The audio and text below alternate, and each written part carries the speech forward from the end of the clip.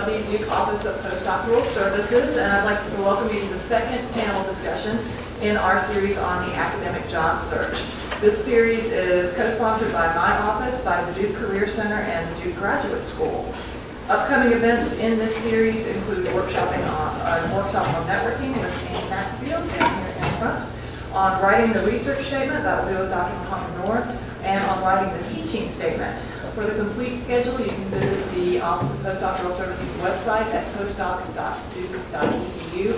That's also where you can find videotaped sessions of the previous workshops in this series. So there is a video of the first panel discussion, which was on the academic application process. So that covered CVs, cover letters, research statements, and teaching statements. Today's discussion is on the academic interview. I know that many of you have questions that go beyond the interview to the negotiating process, but we will have a negotiating panel coming up on Thursday, October 27th, same time, 9 to 10:30, same location in this room. So for today, I'm going to ask that you restrict your questions to the interview. Many of you submitted questions in advance online. Thank you for doing that. So we'll start with those questions and then open the floor to questions from the audience. And now I'd like to thank our panelists for taking time out of their busy schedules to join us. We very much appreciate you sharing your advice with our postdocs and grad students. So,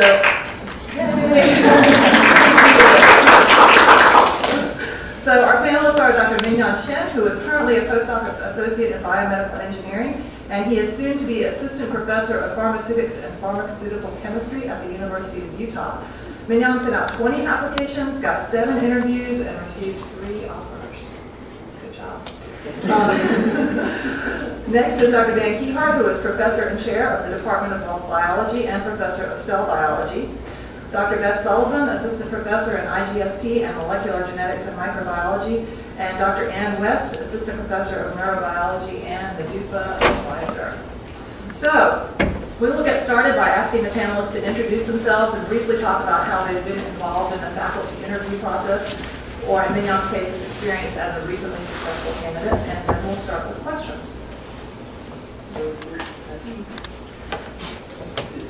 Hello? Yeah. So my name is again Mignon Chen. I had a PhD in pharmaceutical science at the University of Connecticut.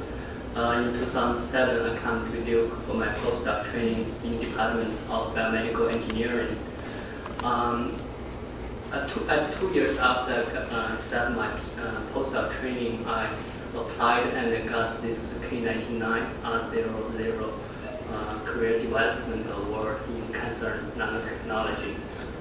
A year after, like a half year after getting the award, I started to apply the faculty job. So briefly, I applied to 20 positions, 12 in the biomedical engineering and another 8 in Department of Pharmaceutical Science. I had pretty good luck in the pharmaceutical science program. I got 6 interviews in 8 applications, but I didn't get any interview in the biomedical engineering department. So I think that's help us for the application, I guess, is we really needed to study the program very well to really, submit the application to the places who will suit you and fit your specialties. So I guess I'll just stop here and I'll answer the question later. Okay, so I'm Dan Kehart. I was a graduate student at Penn. I did a postdoc at Johns Hopkins. I met my postdoctoral advisor at an international meeting. We're sitting next to one another, saw a talk that we both liked, and we chatted about experiments that were of obvious mutual interest, and so I transitioned from Penn to Baltimore pretty easily. I applied for an NIH, what was equivalent to the sort of Young Investigators Award from the NIH, and got that to be on soft money at Hopkins, and then applied to a bunch of jobs, landed a nice job at Harvard, was there for 8 years, and then applied to 3 different jobs and came down here to Duke. In 1980, I really hated medical school and was applying to get other jobs, and to move to biology through the graciousness of the search committee that was doing the search in biology, and I enjoyed biology very much. And actually, I should say that as chair, I'm now sort of ex officio on all of the search committees, and also to a certain extent do negotiations. It turns out that in many institutions, the real negotiations occur with the dean. And so I stand as an intermediate between a candidate. I stand as the candidate's advocate, essentially, for the dean. And so if the candidate can justify a startup package to me, I can argue with the dean to get that startup package for them, or change in salary or that sort of thing. It's an interesting position to be in. It's a little bit in between advocate. So my experience, I consider myself a scientific vagabond, so I have like moved around a lot. So I'll just kind of tell you where I've been, and I won't go into too many of the details, but you could ask questions later. So I got my PhD from the University of Maryland, but also Case Western Reserve University. And that's because when I was a graduate student, I started at the University of Maryland, and my advisor got recruited to Case Western, so I finished up my studies at Case Western. After that, I did a postdoc overseas in Scotland. I came back and did a postdoc before I went on the job market here in the US. I did a postdoc at the Salk Institute in La Jolla. And then, so I was there 3 years. And then I went on the job market. I applied to 10 places. I got 8 interviews and I got 3 offers. And at that time, I actually accepted an offer in Boston. And I was in Boston for about 2.5 years when I had a conversation with one of the professors here at Duke, and he said, oh, we have some open positions down here in MGM. Would you be interested in coming down? This is a joint recruitment between MGM and IGSP, and would you consider coming down? So we can talk about the wisdom or the lack of wisdom in moving when you've just set up your lab after 2 years. But I basically went on the interview, went on another interview then. So I came down here to Duke in 2005. Been here since then. So I've had a lot of practice interviewing. So that's a long story short. All right, so I'm Ann West. I'm in neurobiology. I did my MD PhD at Harvard, and then I stayed and did a postdoc at Children's Hospital in Boston. I was a postdoc for a fair amount of time because I love my postdoc lab and it was going well. I actually never went on the job market. I met Jim McNamara, who was the chair in this department, when he came to give a talk at Children's, and it was about a year before I was going to go on the job market. I talked with him, gave him my CV because they were hiring here, and they wound up inviting me for an interview. I interviewed once, got the job, and I stayed here. So, however, I have I came from a big lab where a lot of people were applying a lot. I saw friends go on and apply to 30, 40 places and do 10 to 15 interviews and get multiple offers. I've been through the process with them of preparing their talks, of having their vicarious experiences of what they learned from going out. There's a lot of advantages to going to a lot of places and giving your talk many places so that people get to know you. And then here at Duke, I've been on one committee where I've been on the other side of watching the people come in, give their chalk talks, seeing how that's experienced. I've certainly been to a lot of chalk talks. We've had several recruitments during the time that I've been here since 2005. And I'm happy to tell you about what the experience is like watching people give chalk talks and how do you do well, not do well. Good. Thanks very much. So can you talk about a little bit about how the interview process is structured? Do most institutions start by screening candidates by phone, then they bring in 3 candidates, 5 candidates, 10 candidates, and then people interview for a day? So I think it varies a lot. I think most Research 1 universities don't do phone interviews. They do phone interviews, but they're doing phone interviews with your boss and other people that know you. If they do phone interviews at all, they don't bother phone interviewing you. So typically you come in, typically it's a 2-day interview process. An important feature that you need to know about is that sometimes things start early, and if you've been having a life of a graduate student where you tend to tool in at 1 o'clock, you probably ought to get sort of your biological clock ready to have a breakfast meeting at 7 o'clock in the morning, the day that you're going to have a fairly long day. Typically, you'll meet with a bunch of faculty. Sometimes there's an entrance meeting with the chair or the head of the unit that's hiring. Sometimes there's an exit interview. Sometimes it's just sprinkled in between. Be prepared. You will get a list. If you're lucky, you'll get a list of all the faculty that you're meeting with. Certainly, it's worth spending a day on the internet looking at who the players are in a department. In our department, it's overwhelming. We have 60 faculty members. But if you're in cell and molecular biology and you do plant cell and molecular biology, there's 6 or 7 people that you should pretty well focus on. Have an idea of what everybody is doing. And it's probably not a good idea if somebody tells you that they're working on anoxia in the kidney to say, why in the world would you do that? Be interested, right? One of the things that's happening when you're being recruited is that every faculty member who talks to you is thinking about, how are you going to impact my lab? What's going to happen when my postdocs want to learn something from a new faculty member? Are you bringing something to the table that's going to help the department? And you don't necessarily do that in a selfish way, so you'll do it in that general way. Does it help the department? But if you have a method or an approach or a strategy that you do that's going to impact that person, it's a good idea to point it out to them. Be prepared to talk about what you do with enthusiasm. I mean, what you do should be the most important thing in your life, and you should express that enthusiasm. You should try to convince that person she wants to be a postdoc in your lab. You're doing such exciting things. And so get ready to talk about that. Think about, when you're there, think about immediate plans, year plans, and 5-year plans. Because if you make it past that, what do you plan to do in 5 years? Can I interject here? Because I think all these are important things, and definitely on a very basic level, I have to say that people love to talk about themselves.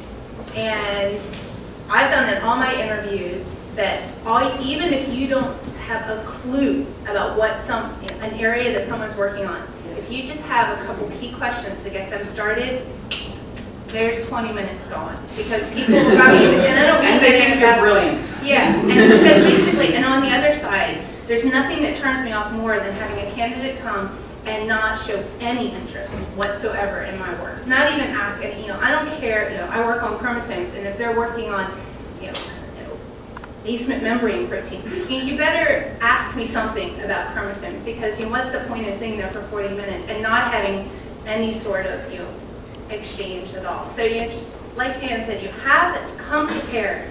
Have at least a couple ideas of what you can ask. And you can, I don't know if this worked on my paper or not, but I would go into some of these people's office and be like, I really know very little about what you work on. Can you please tell me, because I'd like to learn a little bit more, and this is kind of what I understand. That immediately gets people talking, and they love that sort of stuff. So, wouldn't you agree with that? Absolutely, and then if you can say, if you don't know very much about it, and then if you can say, what the cell paper you just published two months ago suggested otherwise, you just made a lot. Well, yeah. It's clear you came prepared, and that's what people are going to see. You're going to probably have lunch. You might have a seminar early, and then after that you'll have lunch, potentially with graduate students or postdocs. Be interested in the projects. I had a friend who was told to ask the graduate students to tell her what the person next to them was doing. Big mistake. Okay, so it's quite possible that you don't have a clue about what the person is doing, and you just make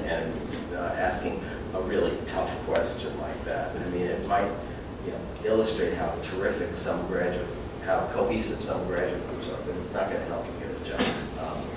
It's just a bad idea.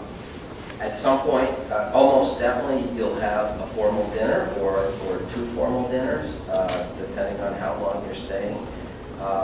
And that's an extremely important part of the day. If you like martinis, I wouldn't have, say, 3 or 4 with dinner, not a good idea. You know, suck down the water, let the glass of wine sit in front of you for a long time. Be sharp at dinner, you know. And if they keep trying to talk about the Boston Red Sox or Duke basketball or whatever, get the conversation going back to science. You know, ask them about what it's like to live in Durham and to do science at Duke or whatever. I mean, you're there to find out about them. And if they feel that at the end of the day, you didn't ask any questions about them either in the formal interviews or at dinner, the general sense is either you're very dull or you're not very interested in them. And you know, there are few institutions that have their ability to cherry pick the very top candidates.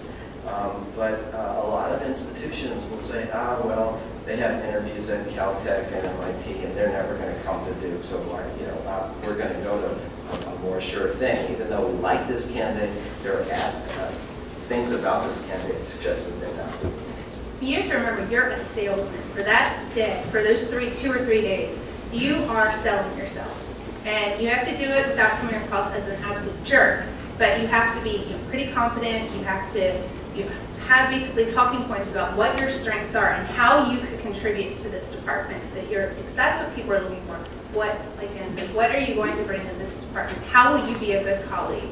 And that's really important to be able to convey that to all the people you talk to during the interview. One thing I wanted to add, just because of the way that Molly phrased the question initially, are there phone interviews before you get to this interview point? And I was curious whether that was true for any of the kinds of departments that you're talking about, but certainly for the kinds of departments that we're in, there's not. So in the searches that I've been involved in, there might be as many as 100 applications that come in. They're screened by a committee, and a very small number of those people, somewhere around 5 or 6, will be invited for interviews. The people who are invited for interviews, this is when you get into this really intense experience. And when you get invited for an interview, it's really an opportunity, but you've got to get to the interview. And so realize there's not much you can do in advance of getting to the interview but what you put on that piece of paper. And it matters a lot. So it's got to be that you've got a clear research plan. Realize that you're going to get rejected from a lot of places that just aren't interested in what you're doing. It doesn't matter that you could have the most brilliant idea in the world, but if they don't do that, you're not going to get invited for an interview because that's not what they're doing. So that does happen. So just be clear about your idea. You're not going to please everybody. Just have a good idea, have it on there. The first stage is really, are we interested in what you do, and do you look like a good candidate, which has a lot to do with your publications. So this is why you have to have publications by the time you're applying. And you don't get much credit for things that are in preparation. As a matter of fact, it can really be a negative. If everything's in preparation, then why isn't it just done? Why aren't you out here now with your things done? But you've got to have that strong-looking package, and then they'll go to your letters of reference, and then you'll get to the interview stage. So realize that there is a lot that happens up front that you can't really influence except for what's on that piece of paper. Did you have an experience where you ever had? No, I did not have any problem with it. Yeah, I want to actually reinforce the point you make, Dan make is for the kind of like 3 offer I got out from the program, I know very much because a lot of people doing the research in my field. So when I actually went up to interview, I have a lot to talk with them. For the other 3, I didn't get offered like the people. They're in pharmaceutical department, but there are not many people doing the research in my specific area. So I guess the communication would be more challenging.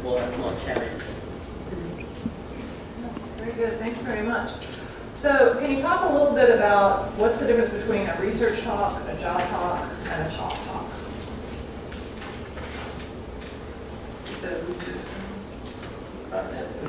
So your research talk, first of all, you have to realize that you're speaking to a specific audience. So if you get invited to the American Society of Cell Biology to give a platform talk as a postdoc, that's terrific. But that's a research talk. You're going to try to wow them with every single new thing and complicated thing that you're doing, and you're going to try to get that to professionals who appreciate exactly what you do. If you're giving a talk in cell biology, it's different than if you're giving a talk in a biology department. So you have to know who your audience is. And you have to realize that you've got to get everybody interested. Our department is extremely democratic. When we make an offer to somebody, yes, the search committee sort of helps focus in on who they think is the main candidate, but that has to pass muster with everybody. And the worry in an undergraduate teaching department like our department is, if you haven't been able to talk to your colleagues who are ecologists or who are behavioral scientists, Susan Alberts, who studies the behavior of baboons in Africa, if I can't sell my science to her, they're going to think he's not going to be able to sell his science or any science to the undergraduate audience he has or she has. So that's really important. So you have to distinguish between a straight research talk and a job talk. You have to talk to your audience. Now, typically the chalk talks come after your job talk. There will be instances in which they had to slot because of your schedule and because of the teaching schedule, etc. There'll be people at your chalk talk who were not at your big talk. So what I would do for the chalk talk is have maybe, if you gave 30 slides in your talk, maybe have 3 or 4 key slides, summary slides, and say, I'm sorry for those of you who be here, let me just summarize quickly what I talked about yesterday. And then typically what you're doing is you're telling people where you think your science is going. One of the biggest mistakes you can make is not talk to your boss before you leave about what science you're taking and what science you're leaving behind. Now, presumably for you postdocs, you've made some sort of discussion with your boss initially. You've talked to your boss a little bit about, okay, I'd like to come to a postdoc with you. I'd like to be able to split off part or all or some part of your project to take with you. Know what that's going to be, because the faculty, if they know your boss and your boss has done a lot to get you to that interview, okay? If that letter is poor, you just didn't have an interview. It's not going to happen. But you have to know where you're going, and you have to have thought about it. So if it's a chalk talk and you're really required to just use chalk or marker board or whatever, be prepared. It's got to be as polished as the talk that you gave with 30 slides. And you really need to know about using the blackboard practice. Right? The worst thing you can do is have it in your mind and never have put it on a board. I think one of the things that your job talk, you'll basically talk about what your overarching research question was, what you've been spending the last 3 or 4 years doing, why you're so great and you found this awesome discovery. The last couple minutes are going to be about, in your actual job talk, this is what I hope to do independently. So make sure you include a couple slides of that. The chalk talk, and I have experience with excellent ones and ones that are complete freaking disasters. And the ones that were disasters, and I'm talking from my experience, I've had one that was like, I still think about it and think, oh my gosh, it's terrible. And really, it was the fact that chalk talks tend to be much more, I hate the word organic, but it is. They're much more like dynamic and back and forth. And you have to be able to think on your feet and deal with criticisms. And sometimes, some people will be nice, and some people may not be nice. And they will go after your science and say, I can't believe that you are proposing to do that. Why not do this and this and this? And how you react to that, they're going to be looking at that. And you can either say, oh, I hadn't thought about that. Let me think about it a minute. I could do this and this and this. Or you could just be like, don't get your back up. That's the first thing. Just make sure that you actually take their comments or criticisms, if it goes that way, as best as you can.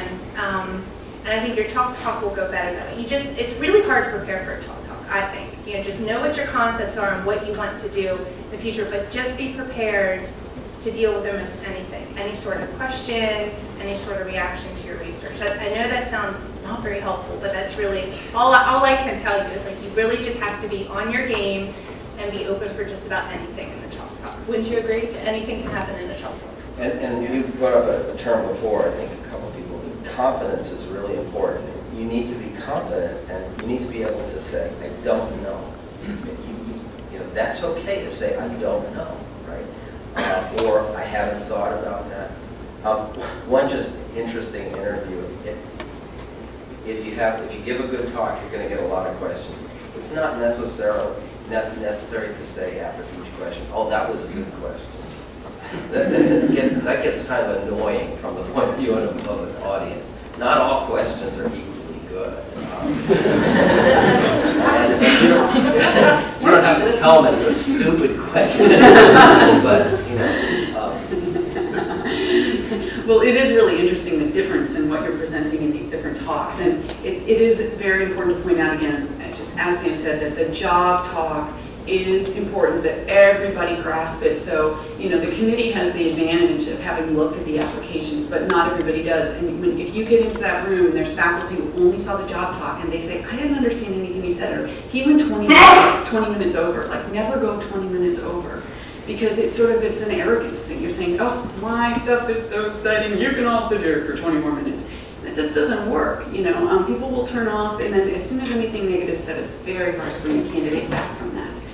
So I think that, you know, the idea with the job talk is really structuring it, really practicing and polishing it, making it straightforward, simple, interesting, and you don't have to tell everything. You'll have that opportunity in the Chalk Talk. There is no way to prepare for the Chalk Talk except probably just to constantly throw yourself into a den of lions as often as possible. Gather all of your friends, have them sit there and encourage them to tear you to shreds, to ask you complicated, difficult, uncertain questions, and you figure out how to respond. Because you do have to be very careful. I saw a guy, you know, I saw a faculty member attack a guy over a plan that he presented. The guy got very defensive. And you know what? I actually agreed with the guy, not with the faculty member. So there was a real disagreement there about what was the right way to go forward. And they could have had a productive discussion about that, but instead it became just like a standoffish thing. So just because somebody attacks you aggressively doesn't mean that may be actually a sign that you're onto something quite important. So, but how you control your emotional response to that, it's no way to do it but practice. Yes. Just a quick question. Who is the audience in the Chalk Talk? Is it your search committee? Or? No, it's generally in our department it's the faculty. Anybody from the department can come. It's not, the search committee is always there, but it's a broader group. It won't be everyone, it's only the faculty. You won't have, you know, undergraduate students, which you might at your job talk. Anybody can come to a job talk. It's usually just the faculty. But they are very dynamic, and the more dynamic it is, the better you're doing. Yeah, absolutely. Because they're interested, so they're asking you questions, you know, and excited about the research.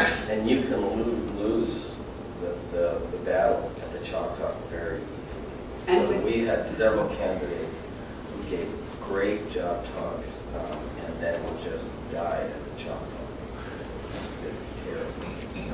So just talking about the Chalk Talk, because obviously any of us have been on the other side of watching job interviews. How exactly does the Chalk Talk start? Are you just in there and then they just say go and you just have to come up with kind of you can go a lot of different ways. Well, for mine, most of my Chalk Talks, they said, we'd like to know what the aims for your R01 would be.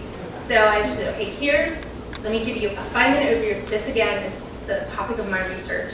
This is what I'm focused on.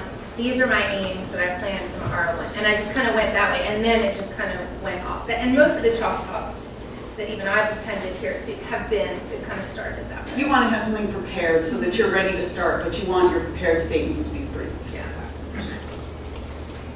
So then, was this your experience? Did people attack you? It's a good thing. Yeah, actually, I think the Chalk Talk could be quite intimidating. Yes, some faculty just go very bluntly ask, this doesn't work or something like that. But I mean, as a scientist, you can always look at one thing from different angles. I think you can get around that.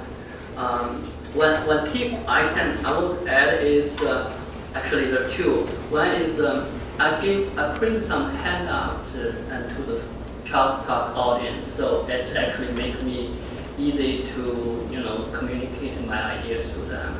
Just a couple pages, and it makes your job much easier. They ask you to use the Blackboard, but they do not prohibit you using some handout to give them. And I think I get praise for them being organized and prepared for the Chalk Talk. And second is I had one bad experience about Chalk Talk is they arrange the Chalk Talk before the job talk. Then it's really hard to give them background of my research and the background of my career plans. They do not know my research background and training background very much, so it was a challenge. So when you got an interview, when you discuss your itinerary with them, to make sure put your Chalk Talk after your job talk, so give them more like background that you can really help your future research. That's pretty unusual. I mean, usually the Chalk Talks are after the job talks, isn't it true? Yes, and what I should say is that you should certainly do exactly that. You should say, I really prefer my Chalk Talk to be after my job talk. And it could be that somebody couldn't find a room, and some staffer in the department, said, oh, we can find this room at this time, and it wasn't done in any specific way. If they come back and say, oh, well, we always have Chalk Talks before our job talk, you're stuck. You got to give it first, and you just have to prepare for it. I said two other quick comments about Chalk Talks that just came to mind. One was when you said it's okay to say, I don't know. I have to say I saw somebody say that and it not go well. It's you have to be a little careful about how you say I don't know. I mean, I think that you can move a conversation forward and say, well, this might be a discussion for another day. But to really admit that you don't know something that the audience is suggesting they think is important, definitely could work against you. And I saw somebody sort of back up and, I don't know. I guess I haven't really ever heard of that process. You haven't ever heard of it? So you have to be a little careful about that. I would say, depending on the criticism of your audience. And I think I forgot the other But somebody mentioned practice, and I think that's a really good thing. And know that you're going to have to do this, and don't just practice in front of your lab, because your lab knows all the stuff that you're doing. Find some postdocs in one of the other labs, offer to buy them some beers late in the afternoon, and give a Chalk Talk to some other postdocs, or give your spiel that you're going to use to try to get a postdoc to some of the other graduate students and some of the postdocs in both your lab and some other labs. I mean, we're a community, and you should use that community for your advantage. I've had some postdocs here that were going on the job market ask me, they're in completely different departments. I'm running through my job talk, I'm running through my Chalk Talk. Will you come? Do you have like 45 minutes to come and listen? So there were 4 of us in the room, and we were from all different departments here too, and we went at her at all different directions. I think she was a lot more prepared when she went and gave her job talk. So if you can find some faculty even here that would have some time to listen to your job talk and Chalk Talk, I would take advantage of that. And you can do that through DUPA as well. You can email the Duke University Postdoc Association or me, and DUPA will get a room, have some postdocs in there to listen to you. Although it's a great idea also to have faculty members there, particularly your PI and people from your labs. So that is a service that DUPA offers. Great. So how much detail is expected in a job talk? Should you focus more on the work you have done or the work that you're going to do? Should you have 3 specific aims that would go in an R01 proposal? I think, as we mentioned before, your job talk is really the work that you have done. It's the big picture. Realize, you've been working on this for 3 years, or 5 years, or 7 years. But everybody in the room has not heard your story before. And again, it's sort of egotistical and arrogant to walk in thinking everybody knows what you're talking about. So if you walk into that room and you assume that you have to convince them that what you're doing is interesting, that you have to provide your background. And then you have to show them why what you've done is important and interesting and different and special. You do have to do that as well, but I think you need to give a fair amount of context in your job talk and not be too detail-oriented. You have that opportunity in your job talk. Now, when I say not detail-oriented, we're always detail-oriented. It's just, as Dan was saying, there's a different kind of a talk you give to specialists in your field than you may give up top. So more big picture than you probably normally imagine, including you do have to do the 3 specific aims. That is expected at the end that you'll say where you're going to go. But that's the last maybe 5 to 10 minutes. The majority of your talk is setting the stage, explaining why it's important, what the key questions are, and why what you've done is so special. You have to show why you did it, what you did, why you did it, and that you you actually did it. So you show some data, but I mean, don't show like 12 Western blots. I mean, that you don't want to be doing something like that. You want to show like, here's my idea, here's the way I decided to tackle it. I could do it, and then I include a lot of not cartoons, but kind of sum up every time you show some primary data. Make sure you have some sort of model or sum up figure on the slide so that people can follow. So that people who aren't used to looking at Western blots all the time can understand, oh, this protein's binding here, it's not, just make sure it's a story. I mean, literally, you need to be telling people a story, right? Yeah, just make sure that there's a good balance. I like the way that Beth described that you do want primary data. I saw a big talk at cell biology meetings one year from Kirshner, right? And he gave all cartoon slides. This is Mark Kirshner, right? It was a fantastic talk. I came back to Duke, and there was a postdoc that was looking for a job that gave exactly the same sort of talk, and it's like, you're not Mark Kirshner, you don't have the credibility to just sketch. I want to see data. I want to see that you actually know how to interpret data. And so I agree. You don't have to show every single in situ you ever did on a friggin' mouse brain, right? But show enough and be careful about showing. And then a cartoon to summarize, is really important because what has to happen. I mean, you need to put ideas into the search committee's head, into the faculty's head, because maybe 3 weeks later, if you're lucky, maybe 3 months later, they'll get through all the candidates and they're going to be talking about your data. And if they can't remember the take-home, you're going to be at a disadvantage. You want to be able to supply them, both in your research statement and everything else, with those little bullets that they can use when they go in. Same thing when you write a grant, right? When somebody's your advocate sitting at a research panel, you want to give them the ammunition they need to be there. And I was going to say something you can always do is all those extra data slides, you just put them behind your acknowledgement slides, and when somebody asks you a question, you're like, oh, in fact, we did that. Like, here's the data. So if they're interested in it, you have the data ready to show. And I completely agree that have a few slides at the end that shows future directions, but as you're giving your talk, remind them that I got to this point, here's the extant questions that I can pursue, right? And so you're doing that twice. You're doing it during the talk and then at the end. So during the interview, what's weighted most heavily by the search committee? Is it the research talk, the shop talk, or the one-on-one interaction over dinner? Yes. It's all those things, right? And you can fail at one of them and really, really ruin it. You're up against good people, right? If you're being interviewed, like somebody said, 100, 300 applications, narrowed down to 4 or 5.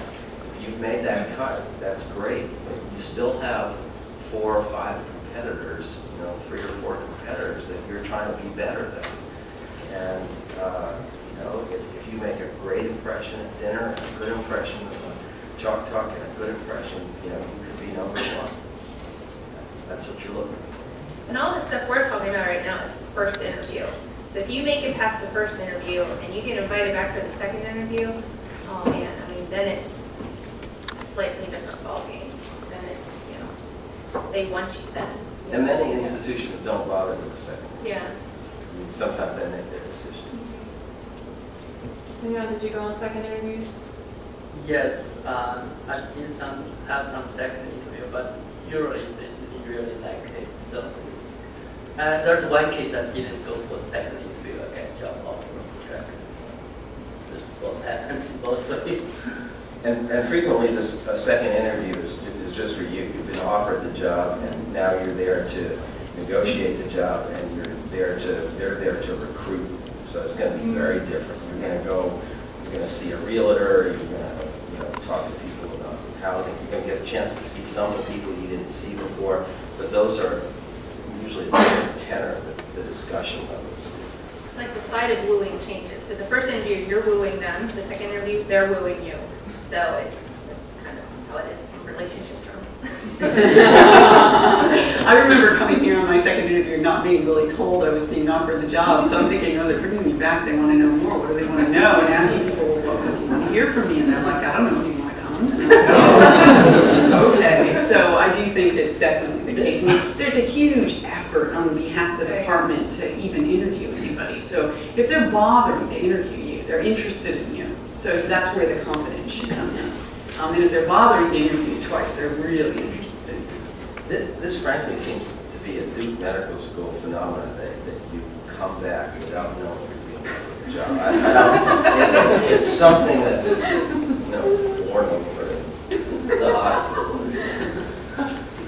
So is that when the salary and startup budgets are discussed in the second job interview? Do those ever come up in the first interview? So yes, they do come up in the first, and being unprepared for that is terrible. So the first interview that I ever went on, I was unprepared for the question. What is it going to take for us to make you successful here? I had no idea, and I sort of hemmed it on. And what I would really advise is that you sit down, and I tell everybody this, from the people that I'm advising as they go out on jobs, and the people that are coming to see us. Make a list in 3 parts. That which you absolutely want control over. If you are dependent on a confocal microscope and you can't do research unless you have 24/7 control of a confocal, you need to tell them that. I mean, it's ridiculous to give it a try without it. If you need access to a confocal but don't need it 24/7, get a fair idea on how much you want. Now, when I moved from the medical school to the college, the dean bought me half of a confocal. It was great for the department because the department got the other half to use. So this was fantastic. But that was on my list. Unless you're nuts, you probably don't need full control of an ultracentrifuge, because the floor model ultracentrifuge, you have to pay a service contract about 25 grand a year. You don't want to do that, but you want to have access if you need it. And the department can use that as an excuse to buy one, or they can say, oh yeah, we have 2 of them, or we don't have 2 of them, but biochemistry, which is right next door, has 4 of them, and you can use those, and then you make sure that they come. But get it into that list of something that you want complete control of, the other that you need access to on a regular basis, and then something you absolutely need access to occasionally. When I first came here, there was no way for me to make fly needles with x-rays. But it turned out I could go up to radiology, and they would take me into a place where they put a patient on a table, stick my vial of flies on the table, and irradiate the flies. No problem. That was fine, right? I did that twice. And then they finally got a cesium source.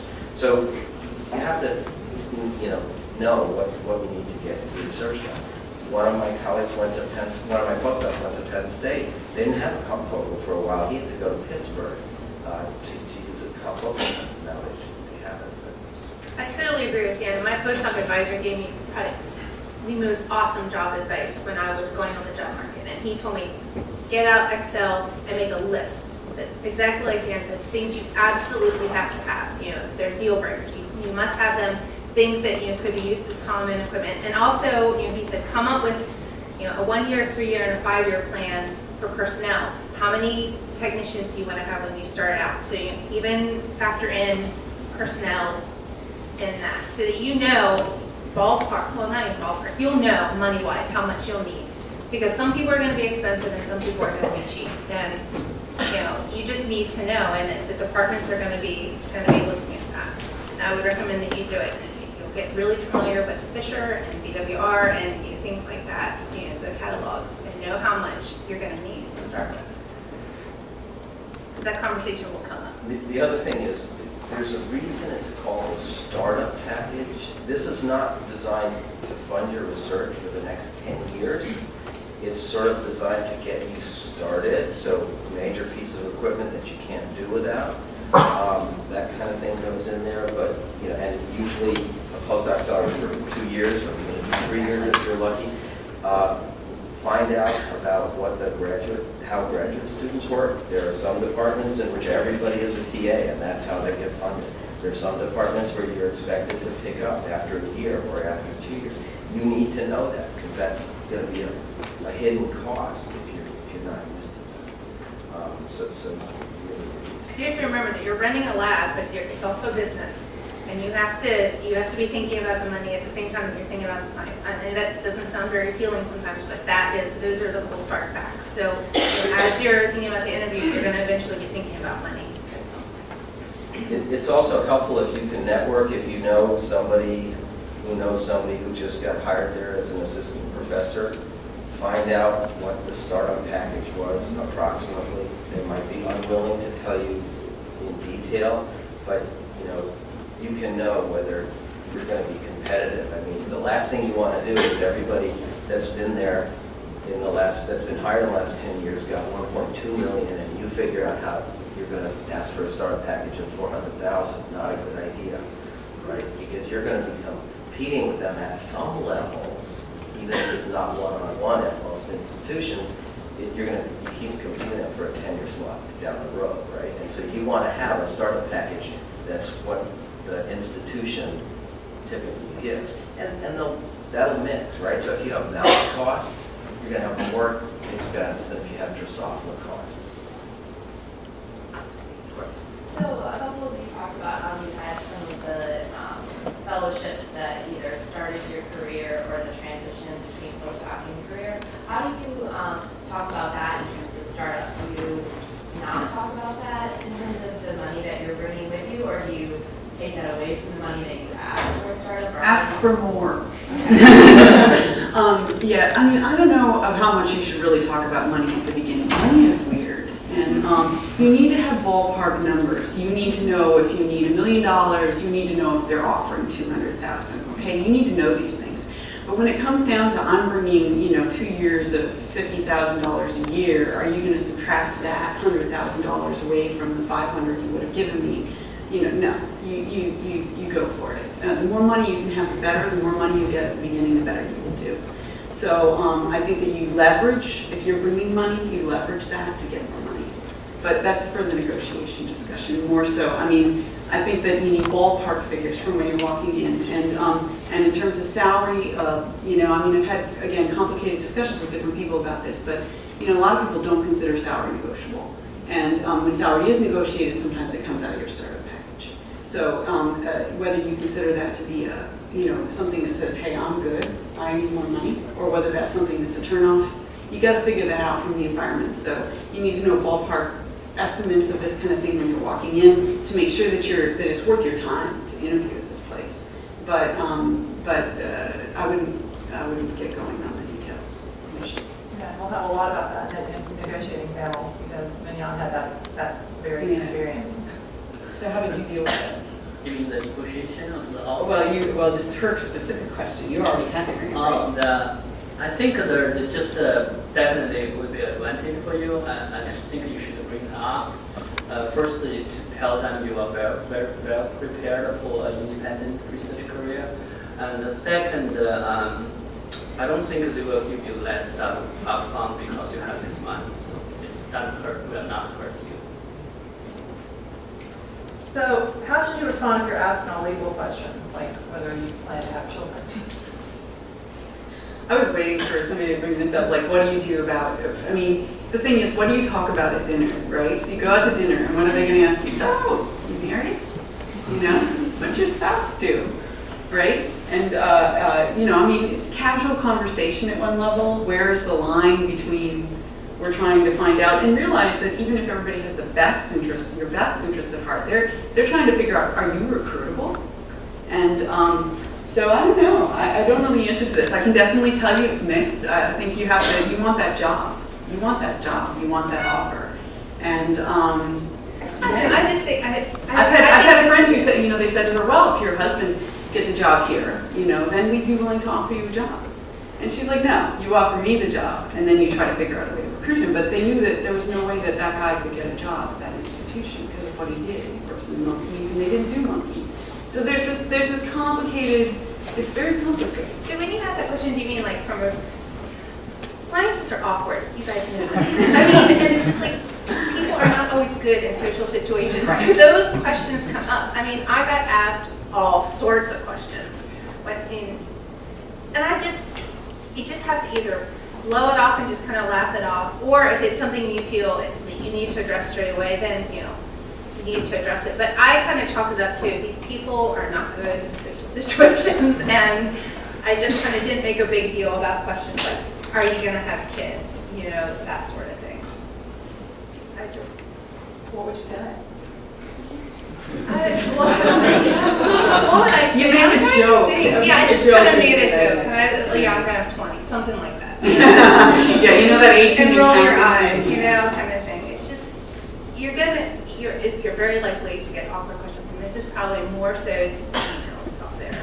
You're going to get those awkward questions. I went to an interview because I'm not married, and I had one of the faculty members tell me, I don't know if you want to come here because there aren't that many men, and we just don't know if we'll be able to find you a man. That's exactly what I'm interviewing. Well, thank you, but I'll find a man on my own. See, that's what I'm saying. It was awkward, and you just have to go with it. So the best piece of advice that I've ever gotten about jobs was from a senior colleague who said, never turn down a job you haven't been offered. Okay? So what does that mean? That means that, let's say that you don't really ever want to move to South Bend, Indiana. You don't think you want to be at Notre Dame. Okay? But you haven't been there, and you go out and you give an interview, or you give if you're at a senior level, typically every seminar is a job interview in some ways or another, because if they like you enough, they're going to try to attract you there. So you go out and you say, I never want to live in South Bend, but we have a Hughes that we want to give you. Can we change your mind? And all of a sudden, that's worth it. On the other hand, if you don't ever want to live in Lubbock, Texas, don't bother applying for the job. Don't bother. And I think that, there are a lot of couples right now that are very willing to spend a year or two apart. And if you're willing to do that, nobody's business, whether you're having kids or whether you're married or whatever. I personally feel that that person is making a big mistake by asking you that question. I personally feel I would feel very uncomfortable about lying about the answer. Now, if somebody asked you, are you going to have children? Unless you happen to be pregnant, and so it's very obvious that you won't. I think a reasonable thing is probably, or maybe, you just don't know. Life throws you bad curves all along. Or you can turn it around on them and say, does it matter? Does it matter? That sort of thing. And it's just, I don't know. I wouldn't. The other thing is that institutions, and particularly Duke right now, is very concerned about these issues, and we are working very, very hard to be couple friendly in some ways or another. And so, first of all, we don't worry about it when somebody comes, whatever their sex is, right? Because look, if there's a guy committed to a woman and he's coming to Duke and we need to find her a job, it's the same way, right? It's a couple-friendly place. And then we do our best. And the nice thing about a place like Duke, like other institutions that are, have other institutions around them, is there's State and there's Carolina, there's industry in the biomedical sciences, and that works out very well. We have a faculty member in biology whose husband, after she came here, she got married, and he has a job at State. Worked out very, very well. State and Carolina, and we have a situation where we can actually help pay for some of the startup, because that would actually facilitate making a job. So when should you bring that up if you have a partner who's also on the market in your application package, or when you walk through the door for the interview? Hey, Not the application. I would say, so I've seen it both ways. I would say that unless there's just no way you're joined at the hip, there's no way that you're ever going to consider being in a place without your spouse, then put it in the application package. But I would recommend against that. I mean, I really would. I mean, and I think you have to be realistic. I mean, if you could have a job here and somebody has a job in Winston-Salem, maybe that's good enough. Maybe that means that, you know, for 2 years you're going to try to commute and then try to figure out how to transition into a same city situation. I mean, one of the ways that you could bring it up, if they don't, you know, hopefully they won't say, are you married, or you bringing someone with you, is if they ask you a question like, what would be the obstacles that you would have to overcome to come here? Or what are the things that we could do to help you get here? That's when you could bring up, well, you know, my husband is also a scientist, he does it with my wife or whatever, you know, partner, whoever. That's when you could bring that up. And I think that would be perfectly legitimate during the actual interview. You know, and usually those questions come up with the chair. You know, are there any obstacles to us getting you here? Right. You happen to be a championship skier and you know, need Utah slopes. And it's the same kind of obstacle to getting you to do, right? Questions from the audience at this point? Okay, here's a typical one. How should you dress for these 2 days of fun? Comfortably. Comfortably and well. Yeah. Yeah, business casual. I mean, you don't want to draw attention to yourself through your dress. You're trying to sell your science, right? But you also don't want to be sluffing. So, just, you know, perfect. I would say khakis, shirt, sport coat, great. So when I interviewed, I think I wore a skirt one day. I did not wear a suit. But I wore a skirt one day and nice trousers the next day. You know, with like a, I can't remember what I wore, kid or. I mean, you go to the biology department and half the faculty wear shorts all the time. You come over here and frequently a lot of the faculty are wearing ties. I mean, so you know, if it's a clinical joint department or something like that, a lot of these people wear ties. And so you should, you know, try to figure out where you're going to be. Like the second day, I'd wear something like this with a set of jeans, like a nice pair. I'd wear this, you know, to give you an idea. So dressy, but not, I mean, you gotta remember, like Dan said, most people are a little bit more casual in the department. So, I mean, I've seen people show up in suits and a tie, and that's fine too. You're taking it seriously, obviously, but you know, you're gonna be uncomfortable for the day because it's a long day. That's the other thing I wanted to mention about the interview. It is meant, honestly, it's one of the most mentally and physically grueling things that you'll go through because you're just thinking about science constantly. I mean, you kind of end up on a high if it all goes well because it's really exciting, but at the same time, you're exhausted by the end of it because you're just constantly going from meeting to meeting to meeting, and you know, you're kind of like the Dr. Goody show, and you're performing for everyone. I mean, it's really kind of exhausting by the end of 2.5 days. But yeah, and because of that, for guys, you know, you're probably going to go out to nice restaurants, so the tie is, most of the guys have similar ties. For women, it's a little bit more challenging, always with the clothes, but you don't want to be in high heels and a tight skirt if you're running around all day. And so I think, you know, this idea is, for women, it's more you got to focus on being comfortable and not looking like you're going to church or not looking like you're going out to a dance party. You know, it's got to be business casual flats if you're going to wear, you know, dress shoes. A skirt you could, but some women don't like wearing skirts. And I wear heels, but I just like to do that. She's crazy. But I can navigate it. No, yeah, I mean, some people want to look good because they think it conveys, you know, obviously, confidence. So, what you're comfortable. You just want to be comfortable. That's the thing. You don't want to be worrying about giving your talk and tugging on your clothes the whole time. That's like the one thing that you don't want to be doing, or tugging on your tie and you know, that sort of thing. Just be as comfortable as you can while also looking smart. Questions? Yeah, so when is it appropriate to let them know if you're interviewing elsewhere? As soon as possible, it's definitely a plus. The more you are wanted by other people, the more they want you. Especially if your interview's at Stanford. Seriously, it's a huge, I mean, it's funny because it can work, this is a problem. If, you know, that we talked about this, if you don't seem interested in Duke and we don't think we're going to recruit you, you know, that can be challenging. But on an interview, that you'll frequently get asked, have you been elsewhere? You know, yeah, absolutely. Oh yeah, just a Duke last week I was talking to so-and-so, you know, they had this to say, it was really interesting. They asked me this question. And was that your experience, Mignon? I don't know. I did tell them I have another interview or I have another offer, because you know that your interview actually spread out probably in 3 or 4 months, and you already have an offer, and you go for another interview.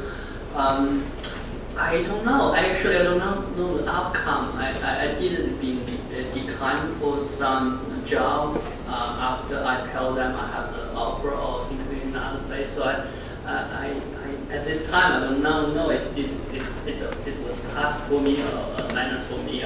But you could always suppose, like you know, okay, you got this fancy offer somewhere else, but you actually really want to go to this one place because they have something that's very special. Well, you can tell them that. You can say, well, I've got this offer in Boston, but you know, I really would love to come here. You can follow it immediately by that because blah, blah, blah, blah, blah, whatever it is, whatever your reason is. My family lives here. I've always wanted to come here. This department has this history that's really fascinating to me. So-and-so would be the best collaborator in the world to have down the hall. You know, so that can, you know, something like that can really, you know, make sure that it doesn't detract. So they don't say, well, she's never going to come here. So you think that a lot of course I don't only go interview and then maybe also might not be offer already, but the idea is that before you get placed in interview, you want to make sure you convey to the interviewer that they are our. They are number one. So how do you ask about work-life balances diplomatically? Like, so you want to have a life outside the lab. Maybe do you bring that up at all, or is it just? It's not a postdoc anymore, yeah. It's like, you're going to be independent. You're going to have to... That's your own problem. Yeah, that's your own problem, yeah. You got to show that you can be successful no matter what you do after hours. Yeah. Realize that once you start your own lab, as Beth said, as she and I are experiencing in space, it's a business. It has to do with, it's your success or your failure. No, it doesn't matter what anybody thinks. Nobody tells you what to do. Nobody pays attention if you can show up to work. It's just whether you succeed or not. So that it's not really a question for the... Yeah. I think that's more of a graduate student postdoc thing rather than a...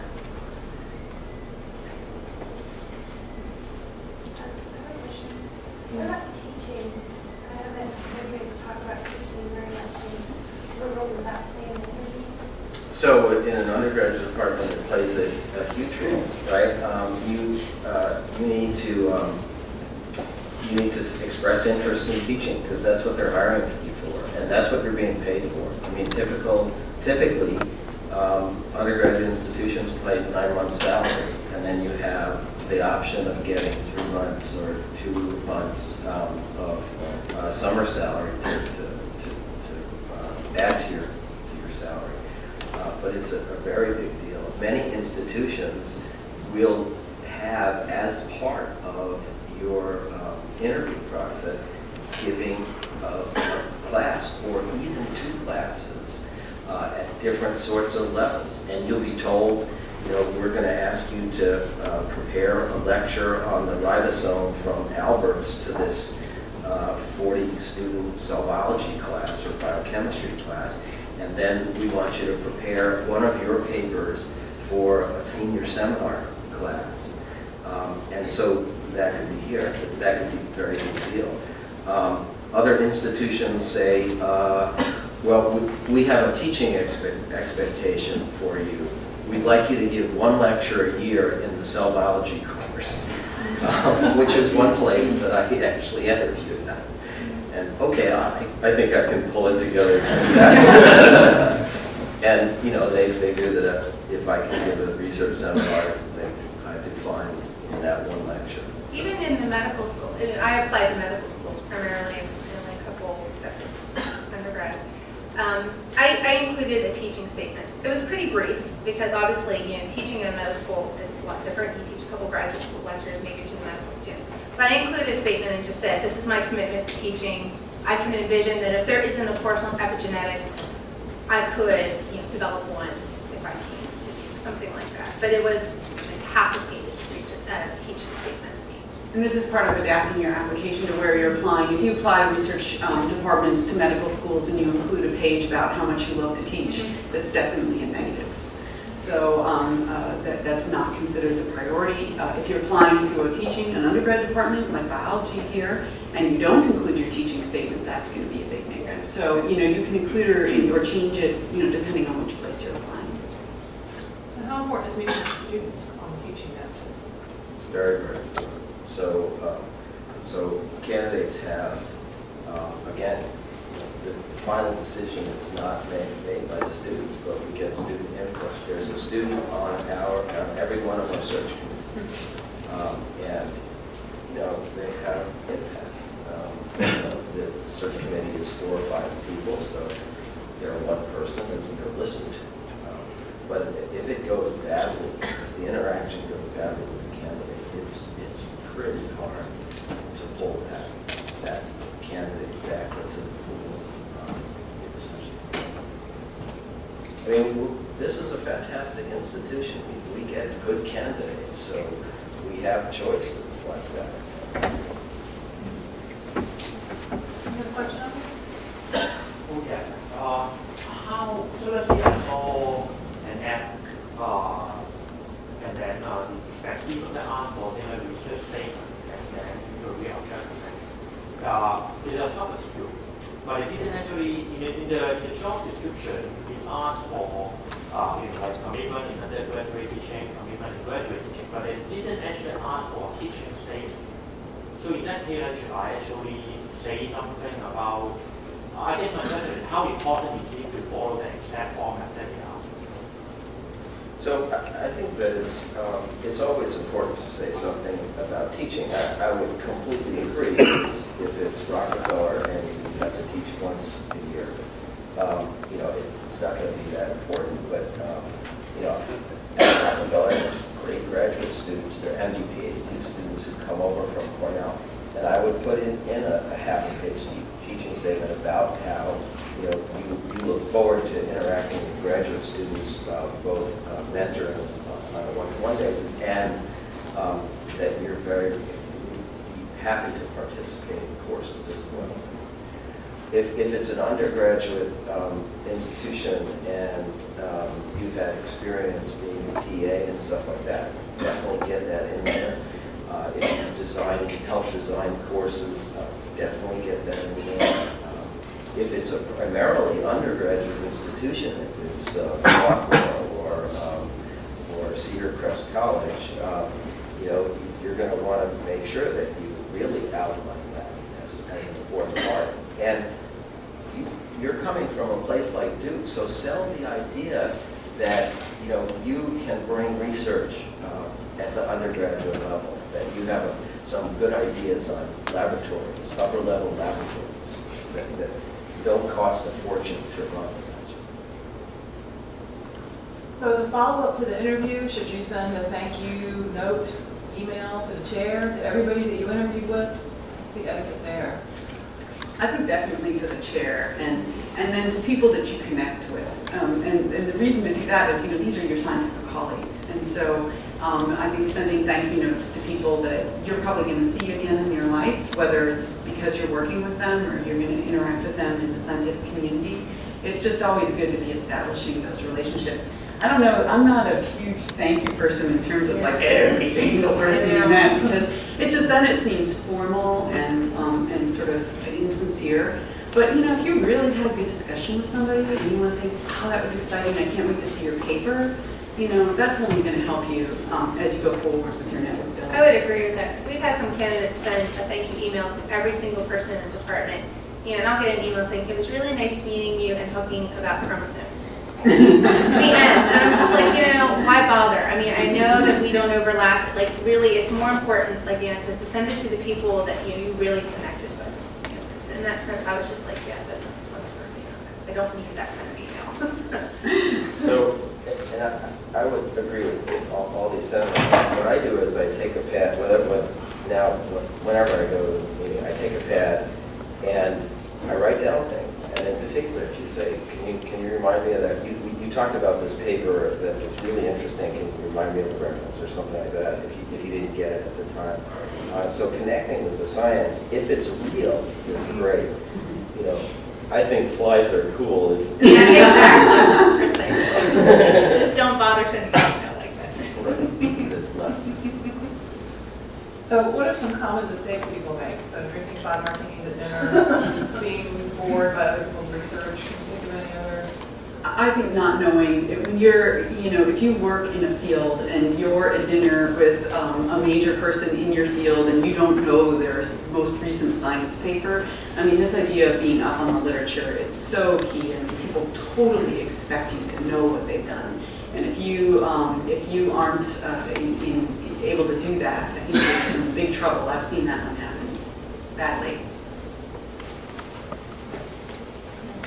Yeah, I agree with that. Yeah. Don't get defensive during the chalk talk. That's the other thing too. Yeah, just Cool. And don't launch that chalk talk without practice. Yeah. That's the other thing. I mean, because if you have some ludicrous idea, hopefully the people at your home institution will help you root out that ludicrous idea.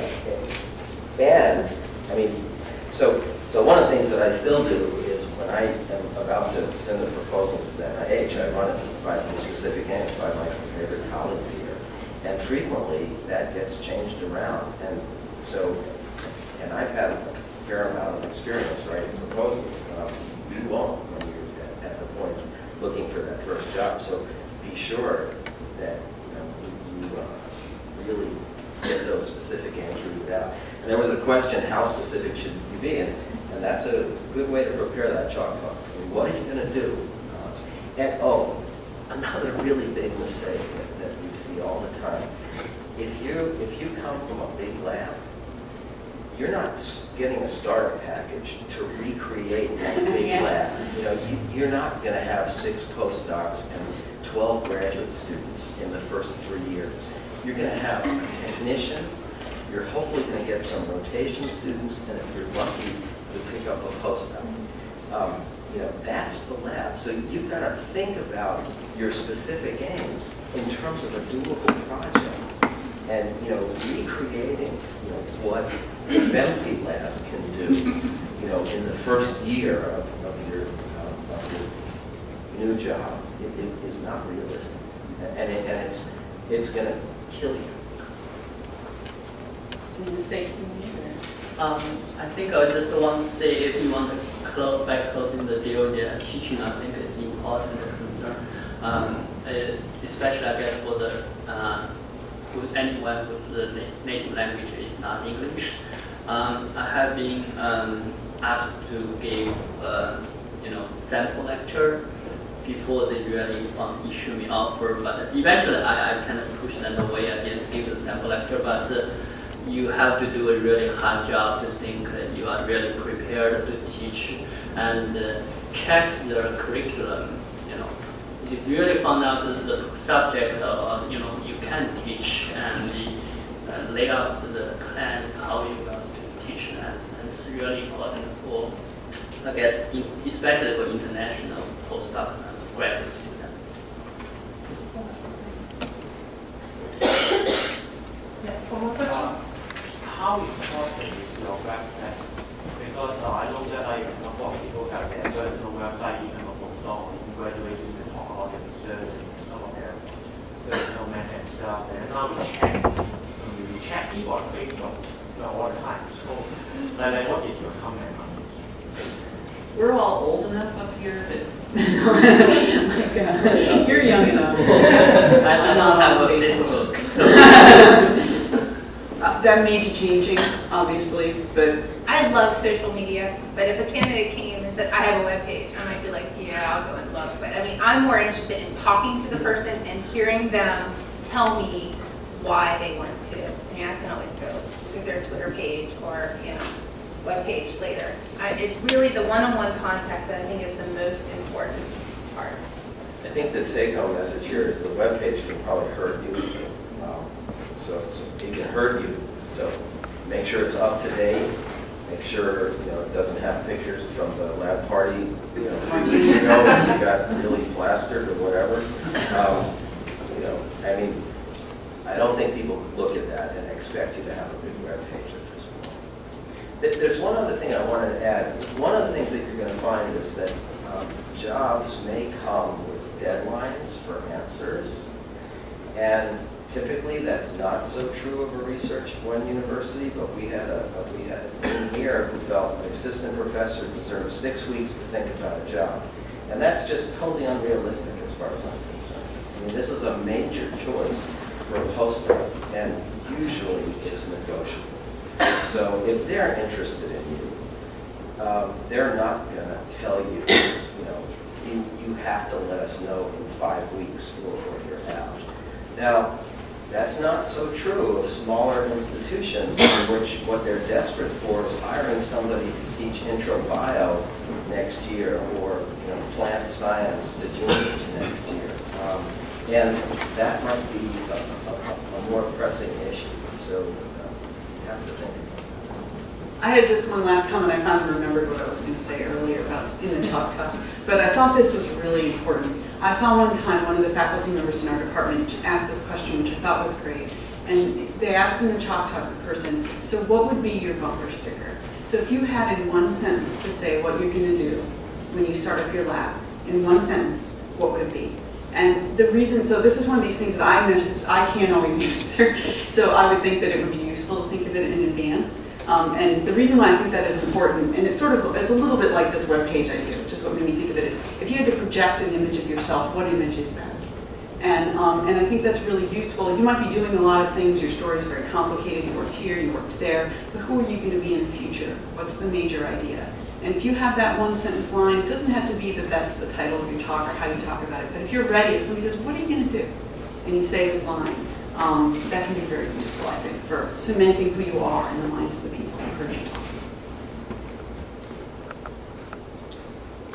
Okay, if there aren't any more questions, we will wrap this up by thanking our